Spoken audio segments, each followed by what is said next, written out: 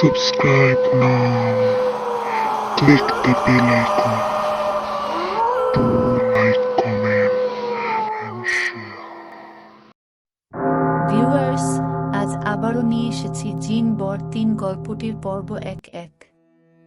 গল্পটি লিখেছেন আস্থা রহমান সান্ত্বনা। তবে গল্প শুরুর আগে নতুন অডিয়েন্সের কাছে আমার একটি ছোট্ট রিকোয়েস্ট আছে। যারা এখনো পর্যন্ত আমাদের চ্যানেলটি সাবস্ক্রাইব করেননি তারা দয়া করে আমাদের চ্যানেলটি সাবস্ক্রাইব করুন, এবং যারা ইতিমধ্যে আমাদের চ্যানেলটি সাবস্ক্রাইব করেছেন তাদের প্রতি আমার আন্তরিক কৃতজ্ঞতা রইল। তো শুরু হচ্ছে জিন বর ৩ পর্ব ১-১। ছেলেটা পারেও বটে। এত ভালোবাসা কি আমার কপালে সইবে? যেদিন ও জানবে আমি একটা জিন সেদিন ও এত ভালোবাসবে আমায়, নাকি ভয়ে দূরে ঠেলে দেবে? ভয়টা ভীষণ ঝেঁকে বসল। তাওহীদকে আমি হারাতে পারব না, কিন্তু আমরা দুজন দুই জগতের বাসিন্দা। আদৌ আমাদের একসাথে সম্ভব? সেটা তো দুনিয়ার নিয়মের বাহিরে। ভাবতে ভাবতে চোখে পানি চলে এলো। কিচেন থেকে বের হতেই দেখলাম তাওহীদ তাই বাঁধছে, কিন্তু পারছে না ঠিক মতো বাঁধতে। আমি এসে ওর তাই ঠিক করে দিলাম। ও একবার চোখে চোখ রেখে চোখ সরিয়ে নিল। অভিমানটা এখনো ধরে বসে আছে। তাই বেঁধে দেওয়ার পর ও সরে যাওয়ার মুহূর্তে আমার গলার হার ওর বোতামে আটকে গেল। ও আমার দিকে না তাকিয়ে ওটা খুলতে ব্যস্ত হয়ে গেল। আমি অপলক ওর দিকে তাকিয়ে রইলাম। কত কাছে আমরা চাইলে একে অপরকে নিঃশ্বাস দিয়েই ছুঁতে পারব, কিন্তু দূরত্বটা অনেক আমাদের। চাইলে সম্ভব নয় এই দূরত্ব কাটিয়ে তাকে জড়িয়ে ধরে বলা, আমিও তোমায় ভীষণ ভালোবাসি তাওহীদ। ভাবতে ভাবতে দেখি ও খুলে ফেলেছে। আমার দিকে এক পলক তাকিয়ে সরে চলে যেতে চাইল। আমি ওর হাত টেনে ধরলাম। ও ছাড়িয়ে নিয়ে বলল, কিছু বলবেন? আমি এগিয়ে এসে ওর মানিব্যাগ আর রুমালটা হাতে দিয়ে বললাম, ফেলে যাচ্ছিলেন? ও পকেটে ঢুকিয়ে বলল, ধন্যবাদ। আসি। শুনুন। জি। আমি শাড়ির আঁচল টেনে ঘোমটা দিয়ে ওর পায়ে হাত দিয়ে সালাম করলাম। এটা কালকে করার কথা ছিল। মাথা থেকে সব বেরিয়ে গিয়েছিল তখন। সালাম শেষ করে আয়াতুল কুরসি পড়ে ওর গায়ে ফু দিয়ে দিলাম। ও তখনও অবাক দৃষ্টিতে তাকিয়েছিল। তারপর নিজেকে সামলে নিয়ে বলল, মন থেকে যখন স্বামী ভাবেন না, তখন ৪ দেয়ালের মধ্যে স্ত্রীর কর্তব্য পালন করতে হবে না। আর কখনোই এসব করবেন না, আমার কষ্ট হয়। খুব তাড়াতাড়ি আমার সব সম্পত্তি আপনার নামে হস্তান্তর করে দেব। তারপর আপনি চাইলে কাগজে কলমে তালাকের কাজটাও সেরে ফেলব। আসি। বলে হড়হড় করে বেরিয়ে গেল। আমি পাথরের মতো সেখানেই দাঁড়িয়ে রইলাম। সত্যিই আমাদের এক হওয়া আর সম্ভব হবে না। আমার জগৎ ইতিমধ্যে আমাদেরকে আলাদা করে এক এক প্রান্তে ছুঁড়ে ফেলেছে। চোখের পানি মুছে কিচেনে চলে এলাম। শাড়ির আঁচল কোমরে গুজে রান্না করতে ব্যস্ত হয়ে পড়লাম। বারবার ভাবতে লাগলাম, একটা জিনকে আমার সাহায্য করতে হবে কেন? আর যদি করতেই হয় তবে আমি কেন? তবে কি সে জিন আমার বংশোদ্ভূত কেউ, যাকে আমি ছাড়া আর কেউই সাহায্য করতে পারবে না? আমার উপর যখন দায়িত্ব অর্পণ করা হয়েছে, তবে আমি নিষ্ঠার সাথে দায়িত্ব পালন করব। সবজি কাটার সময় মনে হলো আমার পিছনে কেউ দাঁড়িয়ে গো গো আওয়াজ করছে। চমকে উঠলাম। এই সময় বাসায় আমি ছাড়া কেউ নেই, তবে কে এমন আওয়াজ করছে?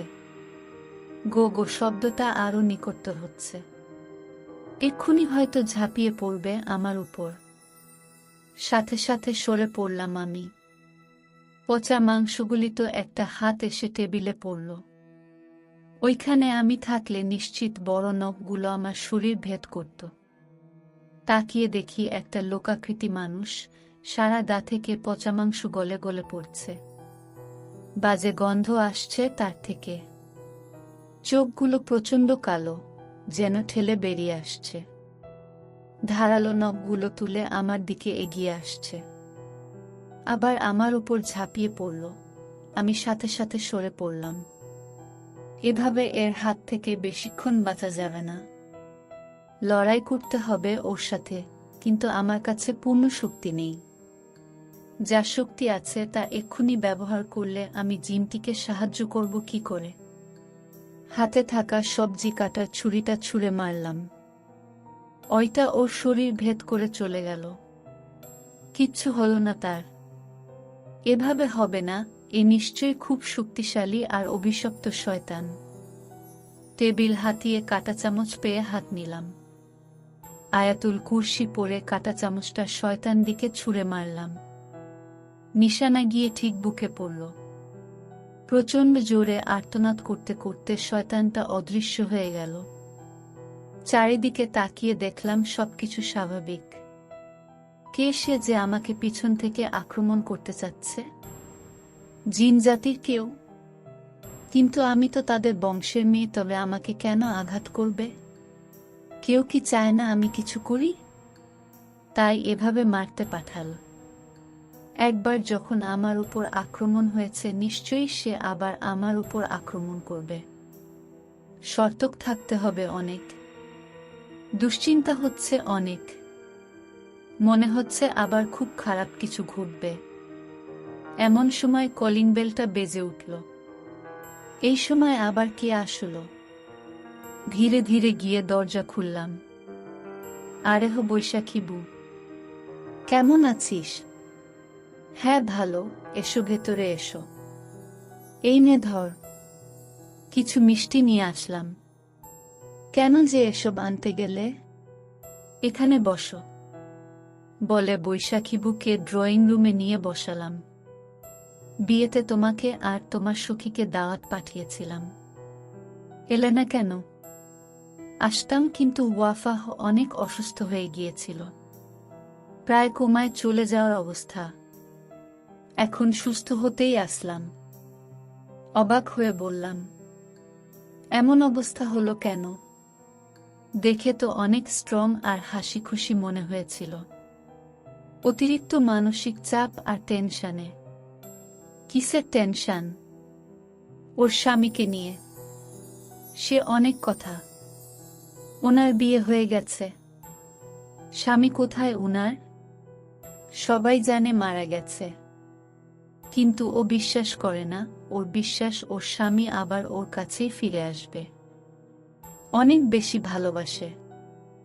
ওনার জন্য মায়া হচ্ছে। মেয়েটা আগে গুন্ডি ছিল, স্বামীর ভালোবাসায় সম্পূর্ণ ভালো হয়ে গেছে। পর্দাসীন নামাই। সেদিন নাকি তার স্বামীর মতো কাউকে দেখেছে, তারপর থেকে ওর অস্থিরতা বেড়ে গেছে। সারাদিন বস্তিতে ঘুরেও ওর স্বামীর মতো কাউকে পায়নি। তুমি কি ওর স্বামীকে দেখেছ?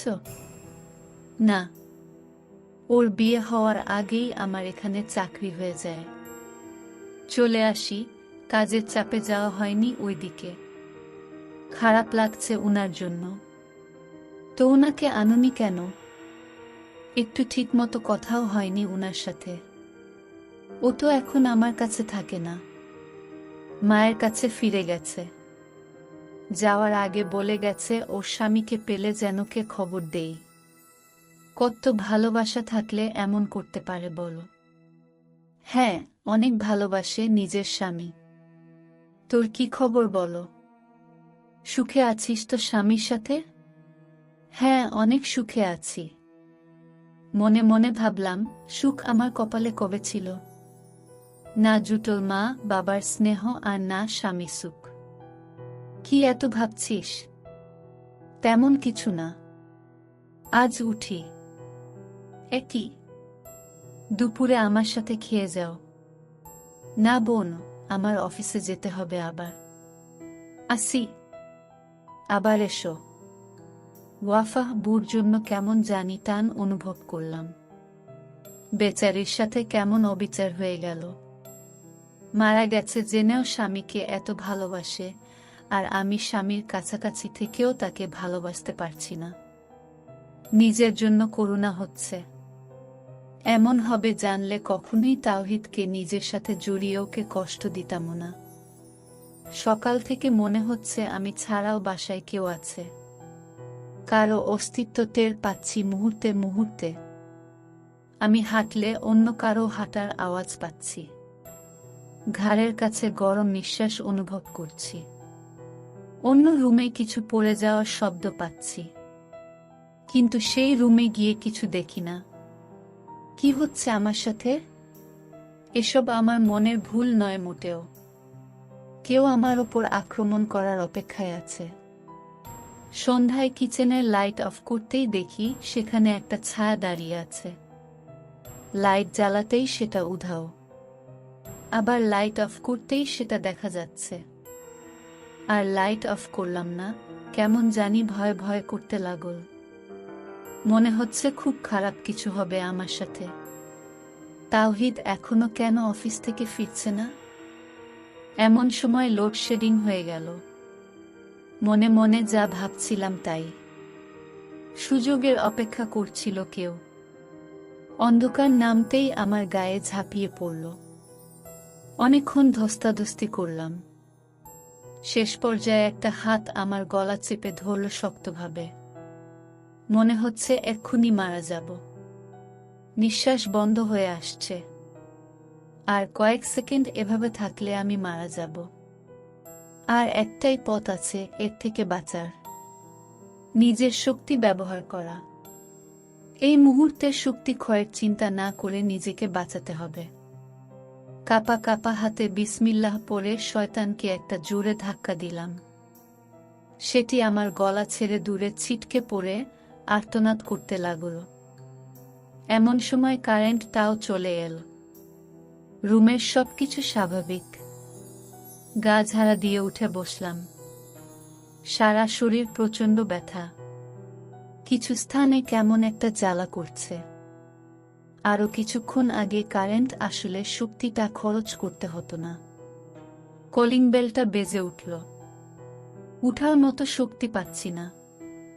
এই শয়তানটা প্রথমটার চেয়ে আরো বেশি শক্তিশালী। কাবু করা কষ্টসাধ্য। অনেক কষ্টে উঠে দরজা খুললাম। তাওহিদ ঘরের দরজায় দাঁড়িয়েই আমাকে ঢ্যাপ করে দেখতে লাগল। ওর এমন চাহনি দেখে আমি হকচকিয়ে উঠলাম। ও কি আমাকে চিনতে পেরেছে? জেনে গেছে আমি জিন। ভয়ে মুখ শুকিয়ে গেল। ও তাড়াতাড়ি আমার হাত চেপে তালু দেখে বলল, আপনার হাতে এত রক্ত এল কোথা থেকে? সারা শরীরে এমন আঁচড়ের দাগ কিসের? এখন বুঝলাম এতক্ষণ জ্বলছিল কেন।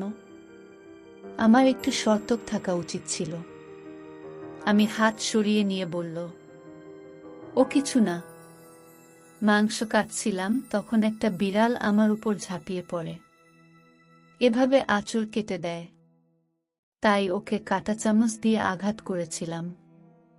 বিড়াল এমন করেছে? হ্যাঁ, বোধহয় জংলা বিড়াল। আপনি ফ্রেশ হয়ে আসুন, আমি খাবার দিচ্ছি। চলে গেলাম ওর সামনে থেকে। বড্ড বাঁচা বেঁচে গেছি আজ। আমি একপাশ হয়ে শুয়ে আছি। ঘুমানোর চেষ্টা করছি, কিন্তু সেটা বৃথা। এমন সময় মনে হলো কেউ আমার ঘাড়ের কাছে গরম নিঃশ্বাস ফেলছে, সেই সাথে অদ্ভুত গো গো আওয়াজটা। এক্ষুনি কামড় বসাবে মনে হচ্ছে। সাথে সাথে ধরপড়িয়ে উঠে গেলাম। তাওহিদ পাশে দাঁড়িয়ে আছে। আমাকে এভাবে দেখে একটু ভয় পেয়ে গেল।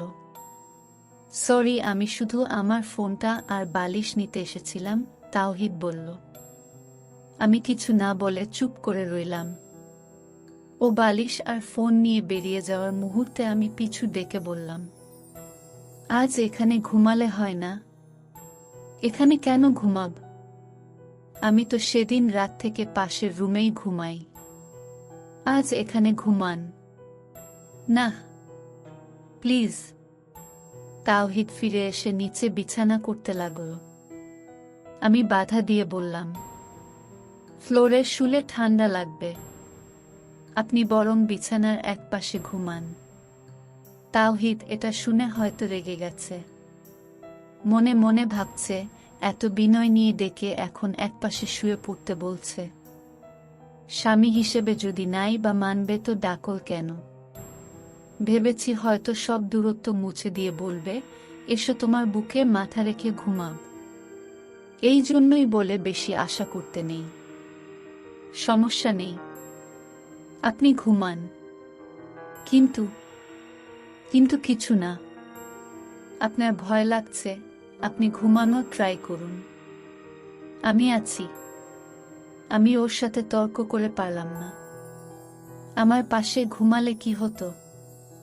ঘুমের বাহানায় একটিবার ছুতে তো পারতাম।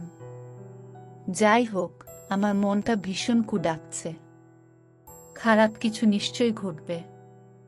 ৭-৫ ভাবতে ভাবতে চোখ লেগে এলো। হঠাৎ গঙ্গানির আওয়াজ শুনে উঠে পড়লাম। তাকিয়ে দেখি ভয়ঙ্কর শয়তান ওর গলা চেপে ধরেছে। আমি আর এক মুহূর্ত দেরি না করে লাঠি দিয়ে ওইটাকে দূরে সরিয়ে দিলাম। ভীষণ ধস্তাধস্তি করছিলাম। তাওহিদ কিছু বুঝতে পারছে না কি হচ্ছে।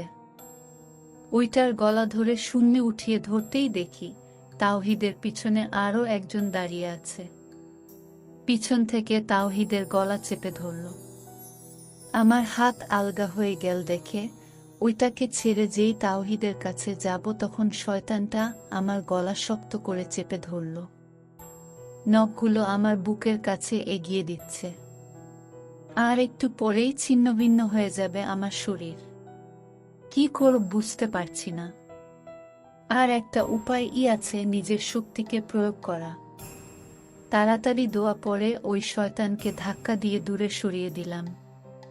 তাওহিদের দিকে দৃষ্টি দিতে আমার চোখ থেকে আগুনের গোলা বের হয়ে ওইটাকে জ্বালিয়ে দিল। ওইটা তাওহিদকে ছেড়ে দিতেই তাওহিদ মাটিতে লুটিয়ে পড়ল। আশঙ্কা করছিলাম তাওহিদের কিছু হয়ে গেল কিনা। কাছে এসে রুমের আলো জ্বালিয়ে ওর মাথাটা আমার কোলে রাখলাম। আল্লাহর রহমতে ওর কোনো ক্ষতি হয়নি, কেবল জ্ঞান হারিয়েছে মাত্র। আল্লাহর কাছে শুকরিয়া আদায় করলাম।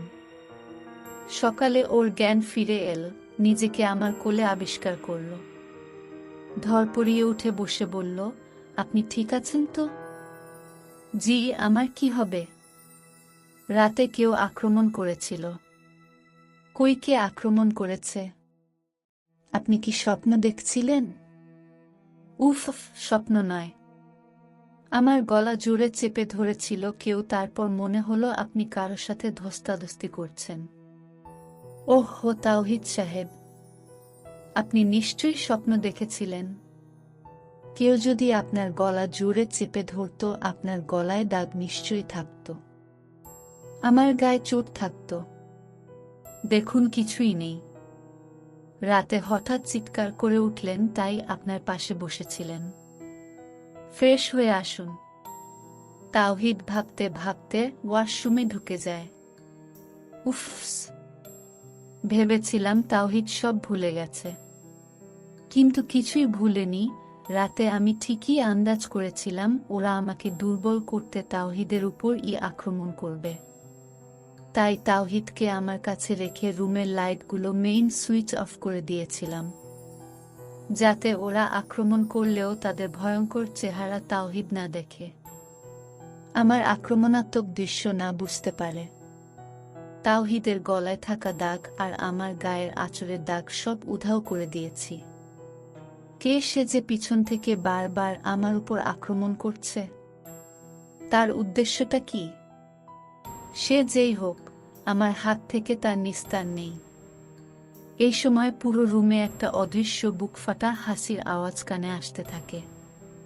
তার মানে যে আমার ক্ষতি চাচ্ছে, সে আমার সব কথা শুনছে, আমার আশেপাশে আছে। আর একটু সাবধান হতে হবে আমায়। এভাবে কতদিন লড়াই চালিয়ে যেতে পারব জানি না।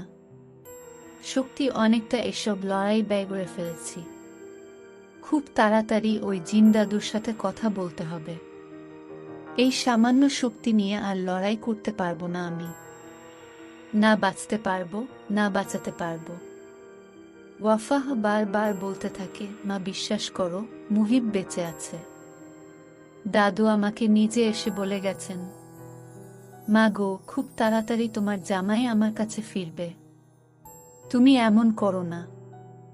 তুই তো বলেছিলি তোর দাদা শ্বশুর মারা গেছে। হ্যাঁ, উনি আমাকে দেখা দিয়েছেন। সালেহা খাতুন মাথায় হাত দিয়ে বসে পড়েন। তার মেয়ে দিন দিন মানসিক রোগী হয়ে যাচ্ছে। কিছুতেই বোঝানো যাচ্ছে না যে চলে যায় সে ফিরে আসে না। মুহিব ও ফিরবে না। মেয়েটার পাগলামি দিন দিন সীমা ছাড়িয়ে যাচ্ছে। কিভাবে বলে বসল ওর দাদা শ্বশুর বলে গেছে। আল্লাহ, আমার সব তো কেড়ে নিলে, এখন একমাত্র সম্বল মেয়েটাকেও পাগল বানিয়ে দিলে। এখন আমি কার মুখে দেখে বাঁচব? এমন জানলে তো সমাজ আমার ওয়াফাহকে পিষে মারবে। আমি কি করব বলে দাও? এক কাজ করো, আমার মেয়েটাকে তুমি নিজের কাছে উঠিয়ে নাও, না হলে আমি ওকে গলা চেপে মেরে ফেলি। আমার ওর কষ্ট হচ্ছে না। সালেহা খাতুন হাত দুটো বাড়ায় ওয়াফাহর গলা চেপে ধরার জন্য। পরক্ষণেই গুটিয়ে নেয়, মা হয়ে কি করে নিজের মেয়েকে মারবে সে? কিন্তু সমাজ ও তো তার মেয়েকে বাঁচতে দিবে না, তিলে তিলে মারবে যখন জানতে পারবে ওয়াফাহ এমন পাগলামি করছে। কেউ যে ওকে দেখতে পারে না, সবার ওর উপর রাগ। যাদের উপকার করেছিল নিজের সবটুকু দিয়ে তারাও আজ ওর সাথে নেই। না, নিজের মেয়েকে বাঁচাতে হলে এবার ওকে জোর করে হলেও বিয়ে দিতে হবে। নতুন জীবন পেলে আমার মেয়েটা আবার নতুন করে বাঁচতে পারবে। সব পাগলামি ভালো হয়ে যাবে। আজই আমি ওর জন্য ছেলে দেখব। ছেলে যেমনই হোক না, বিয়ে দিয়ে দিব ওয়াফাহর। বিড়বিড় করতে করতে সালমা খাতুন উঠে নিজের ঘরে ফিরে যায়। যাওয়ার আগে আলো নিভিয়ে ওয়াফাহর গায়ে কাঁথা টেনে মাথায় হাত বুলিয়ে ঘুমিয়ে পড়তে বলে। ওয়াফাহর চোখে ঘুম নেই, কবে ওর মুহিব ওর কাছে নেই। আল্লাহ, আর কতদিন? ভেবে ফুপিয়ে ফুপিয়ে কাঁদতে থাকে ওয়াফা। হঠাৎ একটা ডাক আসে। ওয়াফা ধরপড়িয়ে উঠে বসে। মনে হলো কেউ ওকে ডাকল। কান পেতে আবার শোনার চেষ্টা করল। না, কেউ তো ডাকেনি, ভুল শুনেছি নিশ্চয়ই। ভেবে শুয়ে পড়ে ওয়াফা। আবার ডাকটা আসে। ওয়াফা আবার উঠে বসে, এইবার আর ভুল শুনেনি। ওর মুহিবের কণ্ঠে বউ ডাক শুনেছে। সামনে তাকিয়ে দেখে একটা হালকা সাদা ছায়া, স্পষ্ট বোঝা যাচ্ছে না। ওয়াফা খুশি হয়ে ডাকে, মুহিব। বউ, কেমন আছো? একটু ভালো নেই তোমাকে ছাড়া। তুমি কোথায় ছিলে এতদিন? একবারও ভাবলে না তোমার ওয়াফা কত কষ্ট পাবে? কেউ বিশ্বাস করে না তুমি বেঁচে আছো। সবাই আমাকে তোমায় ভুলে যেতে বলছে। ওরা বুঝে না তোমাকে ভুলে যাওয়া মানে নিজের অস্তিত্বকে ভুলে যাওয়া। বউ, তুমি আর কষ্ট পেও না। তোমার মুহিব তোমার কাছেই আছে। একবার জড়িয়ে ধরবা আমায়। ছায়াটা আমাকে জড়িয়ে ধরল।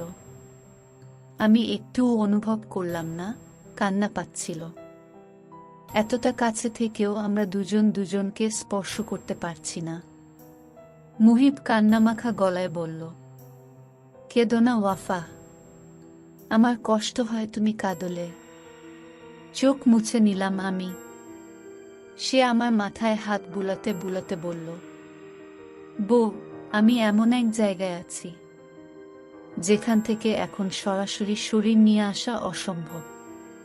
তাই আমার রুহ আমার শরীর ছেড়ে তোমাকে এক পলক দেখার জন্য অনেক কষ্টে ছুটে এসেছে। জানি না কবে মুক্তি পাব। বউ, আল্লাহ যদি আমাদের মিলন ভাগ্যে না রাখে তুমি এভাবে কষ্ট পেও না। ভালো কাউকে জীবনসঙ্গী করে নিও। আমাদের ভালোবাসা যদি আল্লাহ পবিত্র মনে করেন, হাসরের ময়দান এবং জান্নাতে একসাথে থাকার তৌফিক দিবেন। ভুলেও আত্মহননের চিন্তা করো না। সব ভুলে নতুন করে জীবন শুরু করো। আমি জানি না আমি আদৌ আর কখনো তোমার কাছে ফিরতে পারব কিনা, বেঁচেও থাকব কিনা। আল্লাহ যদি ভাগ্যে রাখে তবে আবার আমাদের দেখা হবে। এভাবে নিজেকে কষ্ট দিও না, আর আমি তোমার কষ্ট দেখে শেষ হয়ে যাচ্ছি। বলতে বলতে কেঁদে ফেল মুহিব। এটা কখনোই সম্ভব না। আমি একমাত্র তোমাকেই স্বামী হিসাবে কবুল করেছি, আর কাউকে সে স্থানে বসাতে পারবো না। একটু বুঝো বউ, আমি যতটা কষ্টে তোমার কাছে এসেছি, তুমি তা কল্পনা করে এক্ষুনি আমার মৃত্যু কামনা করবে। আমার শরীরের প্রতিটি ইঞ্চিতে ক্ষতের দাগ দেখলে তুমি সইতে পারবে না। এভাবে আমি বেশি দিন বাঁচব না। তাই তোমার কাছে অনুরোধ, এভাবে নিজের জীবনটা নষ্ট করো না। আল্লাহর প্রদত্ত কিছু পায়ে ঠেলতে নেই। এইটুকু বিশ্বাস রাখো, একদিন না একদিন আমাদের মিলন ঠিকই হবে, হয়তো ইহকাল নয়তো পরকাল। মুহিব আরেকবার আমাকে বুকে টেনে নিল, কপালে চুমু খেল। আমি কিছুই অনুভব করতে পারছি না, কিন্তু মন দিয়ে অনুভব করে নিলাম। দুজন দুজনকে জড়িয়ে অনেকক্ষণ কেঁদে ফেললাম। ইচ্ছে হচ্ছিল সময়টা চিরদিনের জন্য এখানে থামিয়ে দেই, এখানে আমাদের জান কবজ হয়ে যাক। তাহলে আমাকে আর মুহিবকে হারাতে হবে না। কিন্তু ভাগ্য আর সময় দুটোই আমাদের সাথে বেইমানি করল। কোথা থেকে কয়েকটা আগুনের গোলা এসে ওর রুহকে আমার থেকে ছুঁড়ে ফেলে দিল ভস্ম করে দিচ্ছিল। আমি হাত বাড়িয়ে ওকে ছুঁতে চেষ্টা করছিলাম। চোখের পলকে ওর রুহ অদৃশ্য হয়ে গেল। আমি চিৎকার দিয়ে উঠে পড়লাম। ভীষণভাবে হাঁপাচ্ছি। মা ছুটে এসে আলো জ্বালালেন। আমি হাত বাড়িয়ে চিৎকার করছি, মুহিব যেও না। মা আমাকে জড়িয়ে ধরে বললেন, কি হয়েছে তোর মা? মা, ও মা। আমার মুহিব এসেছিল আমার কাছে, কিন্তু ওরা ওকে আমার থেকে কেড়ে নিয়ে চলে গেল। ওরা নাকি আমার মুহিবকে বেশি দিন বাঁচতে দিবে না। মা, আমার মুহিবকে ফিরিয়ে এনে দাও না, মা গো দাও না। আমি যে ওকে ছাড়া থাকতে পারবো না। মা গো, এনে দাও না আমার মুহিবকে। তোমার দুটো পায়ে পড়ি। সালেহা খাতুন মেয়েকে বুকের সাথে জাপটে ধরে আঁচল মুখে চেপে হু হু করে কেঁদে ওঠেন। ওয়াফাহ কাঁদতে কাঁদতে নিস্তেজ হয়ে যায়। সালেহা খাতুন ওকে শুয়ে দিয়ে মোনাজাত ধরেন, মাওলা, ও মাওলা, আর কত কষ্ট দিবেন আমার মেয়েটাকে। কোনো সুখই তো ওর কপালে স্থায়ী করলেন না। এভাবে চললে আমার মেয়েটা মরে যাবে। মা হয়ে চোখের সামনে কি করে সন্তানের মৃত্যু দেখি। আপনি রহমত করুন মাওলা। হঠাৎ আমার চোখ ছুটে গেল। পুরো শরীরে কেমন একটা অস্বস্তি বোধ করছি। একটু পর অনুভব করলাম সারা শরীর জ্বলে যাচ্ছে আমার। জ্বালা একটু হালকা হতেই গায়ে যেন একটা চাবুকের বাড়ি পড়ছে। ভীষণ ছটফট করছি বিছানায়। তাওহীদ দেখতে পেয়ে ছুটে এলে আমার কাছে।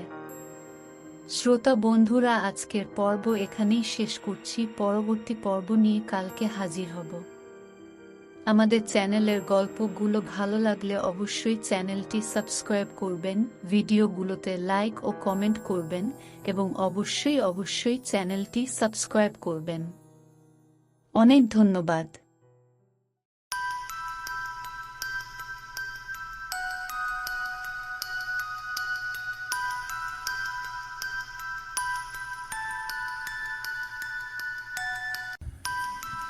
গল্পটি শোনার জন্য আপনাদের সবাইকে অসংখ্য ধন্যবাদ। পরবর্তী পর্ব পেতে অবশ্যই আমাদের চ্যানেলটি সাবস্ক্রাইব করুন এবং বেল আইকনটি ক্লিক করুন। গল্পটি ভালো লাগলে অবশ্যই ভিডিওটিতে লাইক ও কমেন্ট করে জানাবেন। শুভরাত্রি।